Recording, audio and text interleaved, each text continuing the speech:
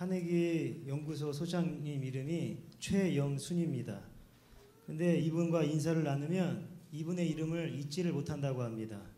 이분이 인사할 때 어떻게 하냐면 최영순이니까 최고를 염원하는 순수한 사나이 최영순입니다. 이렇게 인사를 한다고 합니다. 그래서 이분과 인사를 하고 나면 이분의 이름을 잊어버릴 수가 없다고 이렇게 이야기를 하고 있습니다. 여러분도 한번 여러분의 이름을 가지고 한번 해보세요. 저는 제 이름으로 하면 이상하게 끝나기 때문에 잘 안 합니다. 근데 이분이 책을 썼는데 미인대칭 비비불이라는 책을 썼어요. 미인대칭 비비불이 무슨 뜻일까? 미소 지으며 인사하고 대화하고 칭찬하라. 비난, 비판, 불평은 하지 말아라. 이런 뜻입니다. 사람의 인생을 세 가지로 구분하고 있습니다. 행복한 인생, 불행한 인생, 행복하지도 불행하지도 않은 평범한 인생. 근데 이것은 맞는 말이 아닙니다. 정확하게 맞는 말은 행복하다고 느끼는 인생, 또 불행하다고 느끼는 인생, 불행도 행복하지도 않은 평범한 인생이라고 느끼는 인생만 있을 뿐입니다.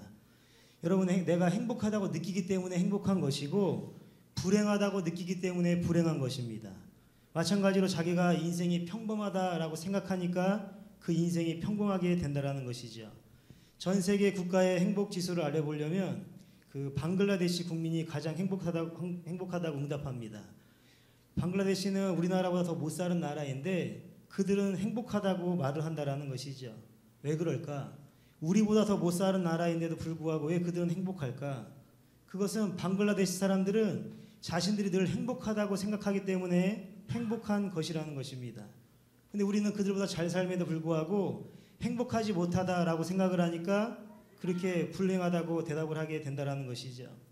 많은 사람들이 이야기합니다. 나는 행복하지 못한 인생을 살고 있다고 불만스럽게 이야기를 한다는 것이죠. 여러분, 행복한 인생을 살아가지 못하는 이유가 무엇인가? 오늘 성경 말씀을 보니까 사도 바울이 자신은 인생을 살아가는 일체의 비결을 배웠다고 고백하고 있습니다. 그러니까 살아가는데 일체의 비결을 배운 사람은 불행하지 않고 행복한 사람이라는 것이죠.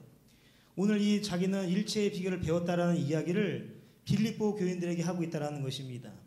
그렇다고 하면 바울은 무엇을 통해서 인생을 살아가는 일체의 비결을 배웠다고 말하는 것일까? 오늘 본문을 통해서 그 비결을 알아보고 그 비결을 여러분의 것으로 삼으시기를 바랍니다.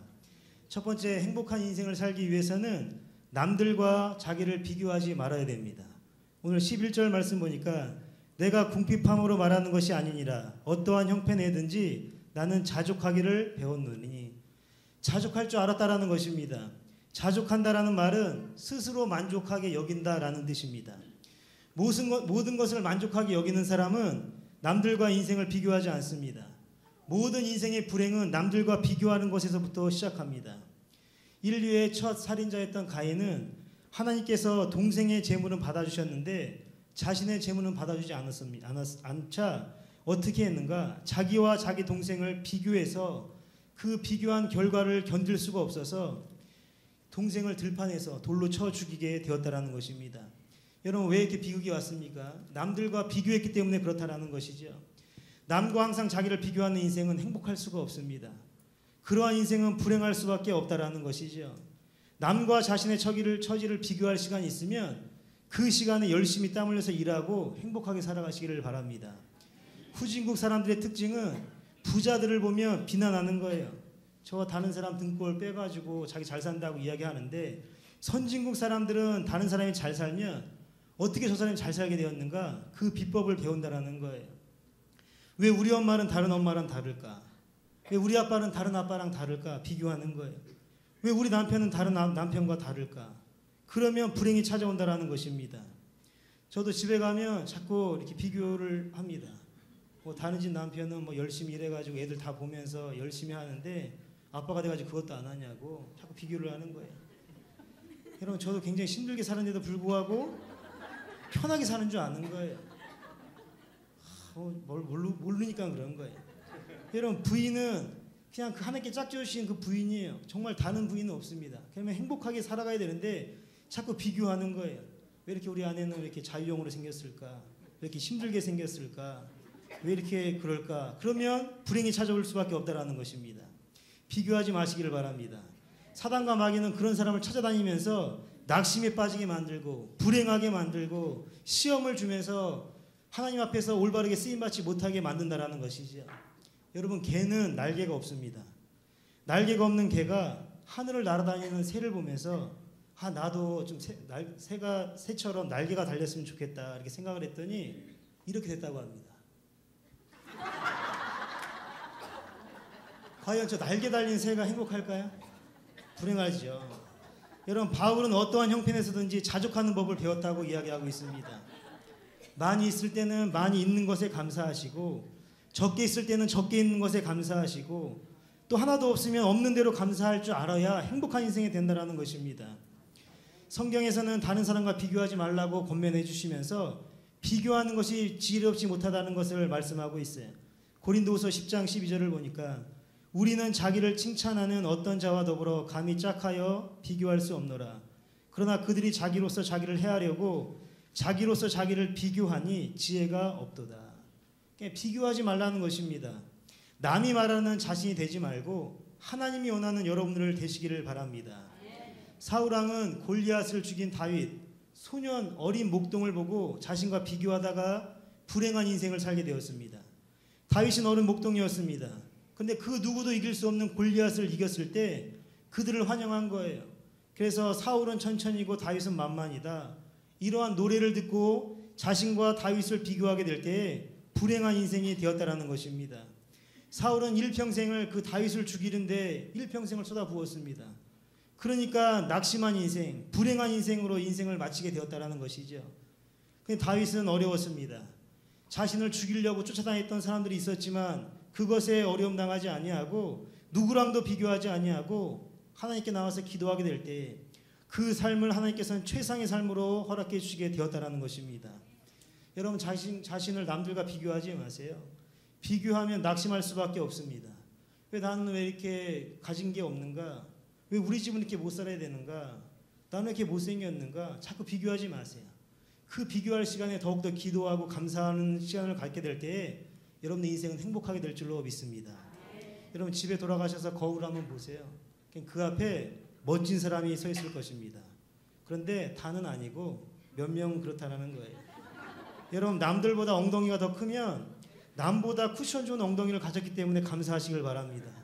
그래서 오래 앉아서 기도할 수 있는 엉덩이를 가졌으니 감사하시고 그 큰 엉덩이 깔고서 기도하시길 바랍니다. 옆에 있는 분 쳐다보지 마세요. 괜히 또 자기 엉덩이 큰 거 들켰다고 화내니까 쳐다보지 마시고, 여러분 좀 배가 좀 나왔으면 어떻습니까? 남들보다 에어백 하나 더 달고 다닌다고 생각하면 되는 거예요. 실제로 뉴욕에서 있었던 일인데 어떤 형사가, 배 나온 형사가 범인을 쫓다가 총에 맞았어요. 근데 이 사람이 안 죽었습니다. 총알이 배에 들어갔는데 그 기름에 엉켜가지고 안 죽었어요. 실제입니다. 비교하지 마세요. 예수님도 누구랑도 비교하지 않았습니다. 12제자도 누구랑 비교하지 않았습니다. 바울도 누구랑 비교하지 않고 자족한 삶을 살게 되었다는 것이죠. 매주 수요일마다 경로의 모임이 있어요. 경로의 어르신들이 10시간 되면 6층에 모여서 이제 많은 대화를 나누세요. 그럼 이제 제가 이제 가서 인사를 드리고 이제 찬양을 부르고 기도를 이렇게 해드리고 이제 돌아옵니다. 근데 점심 전까지 2시간 동안 뭘 하시냐면 일회용 커피를 이렇게 타서 드시는 거예요. 그래서 제가 물어봤어요. 아니, 커피는 어떻게 사세요? 그랬더니 감사하게도 교회에서 커피를 사주신다는 거예요. 그래서 커피가 몸에 좋지 않은데 커피 드시지 말고 다른 차를 드세요. 그랬더니 저희는 커피가 좋고 이 커피 하나 사주는 것도 너무 감사하다는 이야기를 하시는 거예요. 그래서 제가 마음이 짠한 거예요. 저는 할아버지를 못 뵀습니다. 제가 태어나기 전에 외할아버지, 친할아버지 다 돌아가셨어요. 그래서 이 할아버지에 대한 그리움이 있어요. 그래서 그 경로시에 들어가면 지금까지 누려보지 못했던 그 할아버지에 대한 어떤 사랑과 이런 걸 좀 많이 받아요. 어떤 분은 뭐 그냥 이렇게 너무 손자 같으니까 말도 그냥 이렇게 뭐 목사라고도 안 해요. 몇 살이야? 예, 38입니다. 밥 먹었어? 예, 먹었습니다. 이렇게 하면서 하는데 그 할아버지 사랑이 그리운 거예요. 저는 할머니에 대한 정은 없습니다. 친할머니는 기도는 많이 하셨는데 큰손자랑 저를 편애를 많이 하셨어요. 같이 있어도 친손자한테만 10,000원짜리 주고 저는 돈도 안 줬어요. 또 외할머니는 욕을 많이 하셨어요. 그러면서 또 친손자를 좋아하는 거예요. 또 제가 좀 그 할머니 눈에 조금 안 좋으면 욕을 많이 심하게 하셨어요. 막 욕을 들으면 막 섬찟해요. 막 호랑이 물어갈 놈부터 시작해서 뭐 벼락 맞을 놈부터 시작해서 욕을 굉장히 많이 했어요. 그래서 제가 아니 그게 아니라고 너무 억울하니까 아니라고 막 이야기를 하면 막 할머니가 주먹을 불중 쥐고 연설을 하고 자빠졌다고 하면서 막 욕을 하는 거예요. 그러니까 할머니한테는 정이 없는데 할아버지는 한 번도 못 뵈서 정이 있어요. 그래서 그분들을 좀 만나면 좀 좋겠다 생각을 했는데 경로의 어르신을 보면서 그런 사랑을 좀 배우는 거예요. 그러면서 경로의 어르신들 한번 생각해 보세요. 그 커피 한 잔 드시면서 행복을 느끼시는 거예요. 그리고 감사한 마음을 느끼는 거예요. 교회에서 우리에게 이렇게 자리를 제공해 주고 이렇게 커피를 주면서 이렇게 한다는 것이 너무 감사하다라는 거예요. 그래서 좀 제가 생각할 때는 커피만 드시지 말고 좀 다른 차도 좀 갖다 주시고 좀 이렇게 뭐 씹히는 과자도 좀 갖다 주시면 더 좋을 것 같아요. 왜냐하면 제가 가서 먹을 수 있으니까. 그래서 경로의 어르신을 보면서 야, 참 행복하게 사시는구나. 커피 한 잔인데도 불구하고 정말 감사하게 행복하게 사시는구나 이렇게 생각을 들었습니다. 여러분 남들과 비교하지 마시고 자기 자신을 하나님께서 세우셨다는 것 하나만으로도 감사하며 살아가시기를 바랍니다. 두 번째, 행복한 인생을 살기 위해서는 변화에 능동적으로 대처를 해야 된다는 것이죠. 오늘 이 12절 말씀을 보니까 나는 비천에 처할 줄도 알고 풍부에 처할 줄도 알아 모든 일, 그 배부름과 배고픔과 풍부와 궁핍에도 처할 줄 아는 일체의 비결을 배웠노라. 이렇게 사도 바울은 말하고 있는 거예요. 여러분 행복한 삶을 살아가는 사람들의 특징은 능동적으로 모든 일을 대처한다는 것입니다. 이런 사람들은 포기할 것은 쉽게 포기하고 받아들일 것은 빨리 받아들인다는 거예요. 여러분 포기를 해야 되는데 포기하지 않으면 그것 때문에 어려움 당하는 사람들도 있습니다. 많은 사람들이 환경이 바뀌면 바뀐 환경에 적응하느라고 어려움을 겪는다는 거예요. 근데 쉽게 적응하는 사람이 있는가 하면 어렵게 적응하는 사람들도 있습니다. 쉽게 적응하는 사람들은 다른 사람이 아니고 변화된 환경을 인정하고 그것을 받아들이고 예전 것을 빨리 포기하는 사람들입니다. 근데 변화에 능동적으로 대처하지 못하는 사람들은 지나간 자신의 모습을 포기하지 못하는 거예요. 그리고 그것을 받아들이지를 못하는 것입니다. 그러니까 인생이 힘들어질 수밖에 없다라는 거예요. 여러분 사도 바울은 선교하는 동안에 극과 극을 달렸던 사람이었습니다. 어느 곳에 가면 융성한 대접을 해줬어요. 또 어느 지역에 가면 복음을 증거하다가 돌팔매를 맞기도 했습니다. 40의 감화매를 3번이나 맞았어요. 어느 때는 환경이 좋은 데서 복음을 전했는데 어느 때는 생명이 위태로울 정도로 힘들게 복음을 전할 때도 있었다라는 거예요. 그럼에도 불구하고 사도 바울은 그 변화를 거부하지 않고 변화에 능동적으로 대처했다라는 것입니다. 예전에는 모든 그 지식의 정보가 30년에 한 번씩 바뀌었어요. 근데 인터넷이 보급된 다음에는 모든 정보가 7년 주기로 바뀌게 되었습니다. 그리고 지금은 그 정보가 더 빠른 속도로 빨라지고 있다는 거예요. 여러분 한국 사람들이 빠른 걸 좋아하는데 물에 밥을 말아 먹는 민족은 우리나라밖에 없습니다. 급하니까. 또 이것저것 넣어가지고 비벼 먹는 민족은 우리밖에 없어요. 왜냐하면 막 비벼가지고 빨리 먹는 거예요. 급하니까.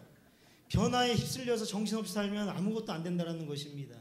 변화가 오면 능동적으로 대처하고 그것을 어떻게 습득할 수 있을까? 어떻게 하면 이것을 대처할 수 있을까? 기도하며 그것을 잘 알아보면 그 인생이 형통하게 풀린다라는 거예요. 여러분 기독교가 지금까지 많은 일들이 있었음에도 불구하고 지금까지 복음의 역사가 계속적으로 끊임없이 복음이 선포된 이유는 선교사님들이나 모든 목사님들이 복음을 받아들이고 또 시기적절하게 복음을 전파하기 때문에 지금까지 올 수 있게 되었다는 것이죠. 여러분 삼천리 연탄 아시죠? 연탄을 떼는 사람이 한 명도 없습니다. 지금은. 근데 삼천리 연탄 저 기업이 망했느냐? 안 망했습니다. 무디스 신용평가 기관에서 저 삼천리 연탄의 기업을 한번 평가를 한번 해봤어요. 그래서 3명의 직원이 와서 삼천리 기업을 세밀히 연구하고 조사를 했는데 깜짝 놀랄 그 결과가 나온 거예요. 대한민국 평가보다 더 좋은 평가가 나왔습니다. 대한민국의 평가는 그 당시 A3였는데 이 기업은 A2가 나온 거예요. 그런데 무디스 평가 기준에 따르면 국가 기준보다 더 좋은 평가를 받을 수가 없는 거예요. 그래서 이 기관이 6개월 만에 그 규정을 고쳐서 A2 신용평가를 내려준 적이 있습니다. 그러면 저 삼천리 연탄이 왜 망하지 않았느냐? 한번 그 기업을 시작했는데 지금까지 마이너스를 대본 적이 없다라는 거예요. 왜 그렇게 성장하는 기업이 되었나? 이제 사람들이 생활 패턴이 바뀌어지니까 연탄을 안 떼는 거예요. 그러니까 그 연탄에서 도시가스로 바꾸게 되었습니다.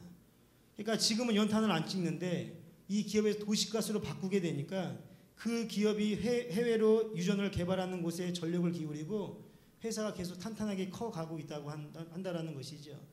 여러분, 변화에 적응하지 못하면 뒤처질 수밖에 없습니다. 변화를 받아들이지 못하면 생활도 그렇고 신앙도 그렇다라는 거예요.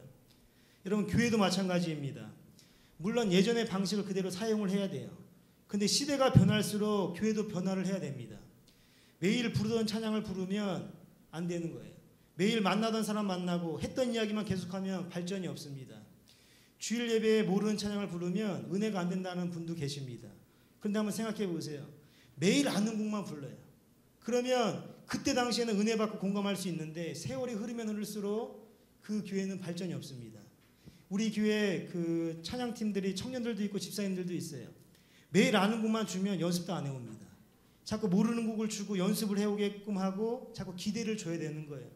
담임 목사님께서 회의하실 때 모르는 곡을 부를 때는 악보를 다 나눠줘서 모든 성도가 다 그 찬양을 부를 수 있게끔 해라 이렇게 말씀하셔서 우선은 밴드에 올리고 있습니다. 악보를. 여러분들도 좀 기대를 좀 가지시고 그 나이 드신 어르신 분들도 스마트폰으로 좀 바꾸시고 이 밴드에 컴퓨터로 할 수가 있어요. 손자나 자녀들한테 물어보셔서 컴퓨터로 밴드에 들어가시면 이 교회 그 밴드 다 들어갈 수가 있어요. 그래서 교회가 어떻게 돌아가시는지 또 어떻게 누가 무슨 얘기를 했는지 한번 다 보는 거예요.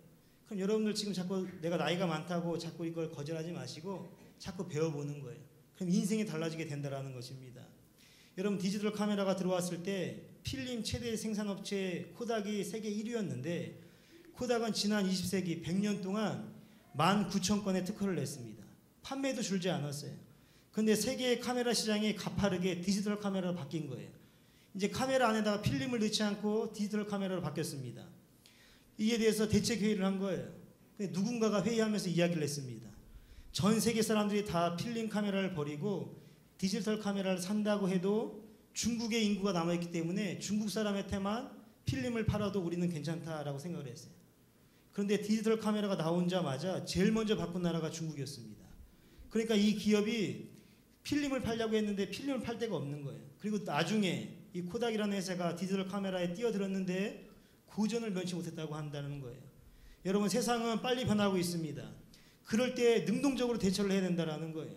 아브라함이 본토 친척 아비집을 떠났습니다. 가는 곳마다 낯선 곳이었어요. 그런데 아브라함이 가는 곳마다 얼마나 적응을 잘했는지 가는 곳마다 재산이 늘어났고 하나님의 뜻을 이루는 그런 사람이 되었다라는 것입니다. 여러분, 어떤 믿음을 갖고 살아가시는지 모르겠어요. 변화가 오면 그 변화에 대해서 왜 이렇게 나를 힘들게 하냐고 원망하고 불평하시는지는 모르겠어요. 그런데 그것에 짜증내고 피곤하게 생각하지 마시고 세상도 변하고 사람도 변하는데 자기도 변해야 된다는 거예요. 그래서 변화를 받아들이고 능동적으로 적극적으로 살아갈 때 행복한 인생이 된다는 것입니다. 그래서 찬양을 부를 때 모르는 찬양이 있으면 한번 다시 불러보는 거예요. 그리고 다시 한번 되새겨보는 거예요. 그럼 2015년 한 해를 딱 돌이켜 봤을 때 많은 곡도 알 수가 있고 교회가 건강해지고 활기가 넘치는 교회가 될 줄로 믿습니다. 마지막으로 행복한 인생이 되려면 하나님이 주시는 능력을 기대해야 됩니다. 오늘 본문 말씀 보니까 13절에 내게 능력 주시는 자 안에서 내가 모든 것을 할 수 있느니라 이렇게 고백하는 거예요. 행복한 인생이 무엇인가? 자기의 능력으로 살아가는 것이 아니고 하나님이 주시는 능력으로 살아가는 사람이 행복한 인생이라는 것입니다. 여러분, 우리 믿는 사람들은 내 능력으로 무엇을 해보겠다 이것이 아니에요. 하나님이 주시는 능력으로 살아가겠다. 이런 사람들이 능력 있는 사람이라는 것입니다. 여러분, 많이 들어서 아는 예화가 있습니다. 강철왕 카네기가 어린 시절에 그 땅콩 가게 앞을 지나가게 되었어요. 주인 아저씨가 카네기한테 너 참 예쁘게 생겼다. 땅콩 한 주먹 집어가지고 가라 이렇게 이야기했는데 카네기가 꿈쩍도 안 하는 거예요. 괜찮다 집어가라 했는데도 가만히 있어요. 그 옆에 엄마도 있었는데 가만히 있으니까 아저씨가 그 카네기를 대신해서 한 주먹을 집어서 그 아이에게 주었습니다. 카네기 엄마가 물어보는 거예요. 아니 넌 아저씨가 집으라고 했는데 왜 안 집었느냐? 그러니까 카네기가 대답하기를 내 손보다 아저씨 손이 더 크니까 아저씨가 주기를 기다렸어요. 이렇게 대답했다는 거예요. 실제로 있었던 일입니다. 뉴욕에 있었던 일인데 어떤 백화점 주인이 연말이 되어서 좋은 일 좀 한번 해봐야 되겠다 이렇게 생각을 하고 가까이에 사는 고아원의 아이들을 초청을 했어요. 300명을 초청해서 백화점이 오픈하기 전에 그 300명 아이들을 장난감 코너에 가서 갖고 싶은 걸 막 고르라고 이야기했어요. 너희들이 마음에 드는 것을 골라봐라. 아저씨가 너희가 고른 것은 다 사줄게 해서 아이들이 막 신나게 뛰어다니면서 그 장난감을 고르기 시작했어요. 근데 어떤 소년이 가만히 있는 거예요. 백화점 그 주인이 너도 가서 장난감을 골라라 그랬는데도 안 고르는 거예요. 그래서 아저씨가 물어봤어요. 그 사장이 물어봤어요. 아니 너는 왜 가만히 있느냐 물어봤더니 이 소년이 이렇게 대답했어요. 저는 선물 고르는 것보다 아저씨랑 있는 게 더 좋아요. 이런 이야기를 했어요. 그랬더니 이 사장이 감동을 받아서 그 고아원에 있는 그 아이를 양자로 삼아서 그 백화점을 물려주었다고 합니다. 여러분 그러니까 우리가 작은 것에 욕심내고 작은 것을 소유하다가 정말 큰 것을 놓치게 되는데 내 방법으로 살아가지 말고 하나님의 능력으로 살아가게 되면 행복한 인생을 살 수 있다는 것입니다. 여러분 좁쌀이 아무리 많이 굴러도 호박 한 덩이가 굴르는 게 난 거예요. 내 힘으로 막 무엇을 하려고 막 애쓰고 수고하는 것보다 하나님이 한번 도와주시는 것이 더 크다라는 것입니다. 나는 왜 되는 일이 없을까? 이렇게 말하는 사람이 있어요. 여러분 그럴 때일수록 하나님의 손에 붙들림 바 되어서 쓰임받기를 바랍니다. 2차 세계대전 당시에 태평양 함대 사령관 니미츠 제독이 있습니다. 근데 이 니미츠 제독이 참모총장까지 되었는데 이 사람이 소위로 근무할 때였어요. 해군 대장이 진주만을 방문했습니다. 그리고 각 그 함정들을 시찰을 했어요. 항공모함도 떠 있고 함정들 다 떠 있는데 근데 시찰을 나가려고 했는데 이 장군 계급장이 부러진 거예요. 그러니까 그 별 4개 그 계급장을 어디서 사겠어요. 그래서 급하게 준비가 안 되니까 전 함대에 방송을 했습니다. 제군들 중에 대장 계급장을 가지고 있는 사람은 신고하시오. 누가 계급장을 갖고 있겠어요. 대장 계급장을. 근데 얼마 있다가 작은 함대에서 니미츠라고 하는 소위가 찾아와서 대장 그 계급장을 준 거예요. 그래서 그 대장이 그 계급장을 붙이고 순시를 마쳤습니다. 그리고 나서 그 소위를 불렀어요. 아니 너는 어떻게 이 대장 계급장을 가지고 있느냐 물어봤더니 자신이 소위로 인관을 할 때 앞으로 내가 해군 대장이 될 건데 미리 준비를 해놨다라는 거예요. 그래서 네 돈으로 샀냐 물어봤더니 아닙니다. 내 애인이 사줬습니다. 이렇게 대답을 했다라는 거예요. 연애를 해도 좀 똑똑한 사람이랑 해야 됩니다. 나중에 이 니미츠 소위가 정말 자신의 입술대로 해군 대장이 되었습니다. 그리고 미드웨이 해전에서 일본 해군을 침몰시켰어요. 그리고 이 해전에서 일본은 진주만의 그 습격대보다 10배 가까운 피해를 입고 결국 2차 세계대전에서 패하고 말았어요. 그리고 미국에는 니미츠 함대 항공모함도 있습니다. 그리고 나서 이 니미츠 대장이 미드웨이 해전이 끝난 다음에 이런 고백을 했어요. 이 싸움은 내가 한 것이 아니라 하나님께서 하신 것입니다. 이렇게 고백을 했다라는 거예요.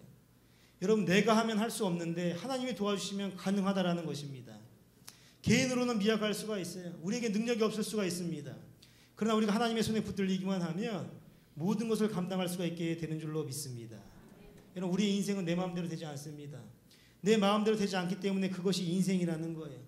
근데 내 마음대로 되지 않는 그 인생이 하나님의 손에 붙들리기만 하면 모든 일을 감당할 수 있는 믿음이 생긴다라는 것입니다. 로마 시대의 한 유명한 사람이 이런 말을 남겼어요. 관역을 향하여 쏘는 화살이 모두 관역을 향하여 날아가지는 않는다. 그러니까 화살을 쏘는데 그 화살이 다 관역에 맞지는 않는다라는 거예요. 군대에 갔다 오신 분들도 한번 사격 한번 해보셨을 거예요. 15m 앞에 타겟을 놓고 자동으로 30발을 사격을 하는데 잘 안 맞습니다. 저도 군대 있을 때 잘 안 맞았어요. 그때 대대장님이 하는 말이 전쟁에서 총알을 맞아 죽는 사람은 별로 없다. 이런 말을 했어요. 그러면 총알에 맞는 사람은 왜 맞느냐? 총알이 날아가는 방향으로 뛰다가 맞아 죽는 사람이라는 거예요. 여러분 내 마음대로 조준하고 내 마음대로 살아갈 것 같지만 그 인생이 내가 원하는 방향으로 안 들어간다라는 거예요. 그런데 하나님의 손에 붙들림 바 되면 그것이 하나님의 손에 붙들림 바 되어서 모든 일을 감당할 수가 있게 된다라는 것입니다. 다윗이 물맷돌을 던졌는데 그 물맷돌이 정확하게 그 골리앗의 이마에 박히는 것은 하나님이 역사하셨기 때문에 그렇다는 거예요. 여러분 내가 아무리 하려고 해도 하나님이 도와주시지 않으면 아무것도 아닙니다. 근데 내가 아무것도 아닌 존재라고 할지라도 주님께서 내 뒤에 계시고 나를 붙들어 주신다고 하면 힘이 생기고 모든 일을 감당할 수 있는 믿음이 생기게 된다는 것입니다. 이사야서 4장 41장 10절을 보니까 두려워하지 말라 내가 너와 함께 함이니 놀라지 말라 나는 네 하나님이 됨이니 내가 너를 굳세게 하리라 참으로 너를 도와주리라 참으로 나의 의로운 손으로 너를 붙들리라. 하나님께서 우리를 오른손으로 붙들어 주시기 때문에 우리는 행복한 인생을 살아갈 수가 있게 되는 것입니다. 여러분 절대 남들과 비교하지 마시고 변화에 능동적으로 대처하시고 하나님이 주시는 능력을 가지고 날마다 담대하게 행복하게 살아가시기를 주님의 이름으로 축원드립니다. 기도하겠습니다.